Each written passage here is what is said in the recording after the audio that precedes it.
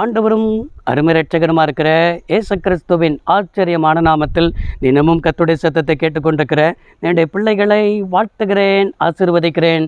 நீங்கள் ஆசீர்வதிக்கப்பட்டவர்கள். இந்த நாளிலும் கூட கர்த்தர் சொன்னதை இன்று கண்டிப்பாய் செய்து முடிப்பார்னு என் ஆண்டவர் பேசி கொண்டிருக்கிறார். நம்முடைய தேவன் ஒரு காரியத்தை சொல்லிட்டார்னா அது இன்று கண்டிப்பாக செய்து முடிப்பாருங்கிறத நம்ம விசுவாசிக்கணும். ஆபிரகாமுடைய வாழ்க்கையில் ஆதியாகமம் 15ஆம் அதிகாரத்தில் 4வது வசனத்தில் இவ்வாறாய் பார்க்கிறோம், உன் கற்ப பிறப்பாய் இருப்பவனே உனக்கு சுதந்திரவாளியாய் இருப்பான் என்று சொல்லி கர்த்தர் அவனோடு கூட ஆண்டவர் பேசினார். இந்த ஆபிரகாமோடு கூட கர்த்தர் சொன்னார். ஆதியாகமம் 15ஆம் அதிகாரம் 6வது வசனத்தில் கர்த்தருடைய வார்த்தை அப்படியே அதை விசுவாசித்தான். அது அவனுக்கு நீதியாக என்ன செய்யப்பட்டது, எண்ணப்பட்டது என்று பார்க்கிறோம். ஆண்டவர் அவனுக்கு கற்ப பிறப்பு, உனக்கு ஒரு பிள்ளையை தருவேன், இவனுக்கு வயது சென்றவனாகிவிட்டான். 86 வயது கிட்ட என்ன செய்து விட்டது, ஆகிவிட்டது. இந்த வயதில் இவனுடைய மனைவியாக இருக்கிற சாராளுடைய கற்பமும் என்ன செஞ்சு செத்து போன நிலைமையில் வாக்கு பண்ணுகிறார், உன் கற்ப பிறப்பாய் இருக்கிறவனே உனக்கு சுதந்திரவாளியாக இருப்பான். ஆனால் இவன் விசுவாசிக்கிறவனாக இருக்கிறான். சாராள் அவருடைய விசுவாசத்தை கெடுக்கிற ஒரு நிலைமை காணப்படுகிறது. ஆதியாகமம் 16ஆம் அதிகாரத்தில் இந்த ஆகாரோடு கூட போய் சேரும், இவள் நிமித்தம் என் வீடு கட்டப்படும் என்று சொல்லி இந்த சாராள் ஆகாரை என்ன செய்கிறார், ஆபிரகாமுக்கு கொடுக்கிறார்.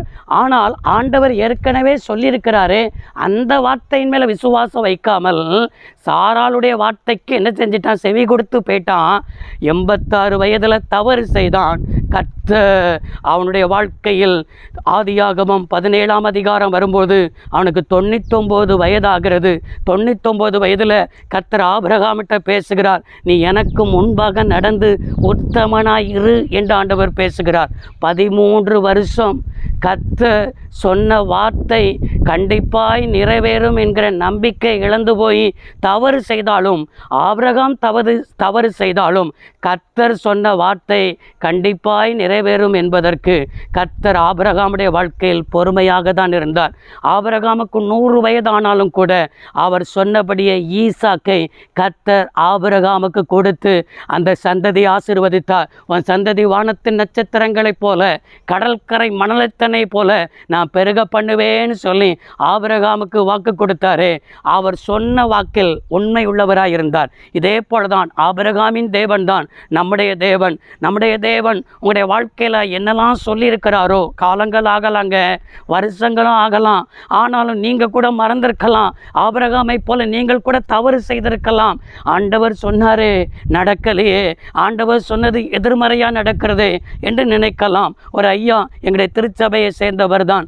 அவர் என்ன சொன்னார் என்றால், இந்த வருஷம் வாக்குத்தத்தத்தை வாங்காமல் கடந்து சென்றார். வாக்குத்தத்தத்தை வாங்காமல் கடந்து செல்லும் பொழுது அவர்களை பார்த்து கேட்டோம், ஏன் வாக்குத்தத்தத்தை வாங்கலை அப்படின்னு சொன்னால், போன வருஷம் வாக்குத்தத்தமே நிறைவேறலை ஐயா, நிறைவேறாமல் இருக்கும்போது இந்த வருஷத்தில் ஏன் வாக்குத்தத்தத்தை வாங்கணும் என்பதற்காக தான் நான் கடந்து செல்கிறேன் என்று சொன்னார். நான் அவரிடத்தில் சொன்ன ஒரு வார்த்தை, இல்லை இல்லை இல்லை, அவர் சொன்ன வார்த்தை காலங்களும் ஆகலாம், வருஷங்களும் ஆகலாம், ஆனால் சொன்ன வார்த்தையில் அவர் உண்மை உள்ளவராக இருக்கிறார். இதே போல் நீங்களும் நினைத்து கொண்டிருக்கிறீர்களோ, என் வாழ்க்கையில் இப்படிலாம் கத்த தருவேன்னு சொன்னார், ஆனால் செய்யாதபடி இருக்கிறாரு, மௌனமாகவே இருக்கிறாரு.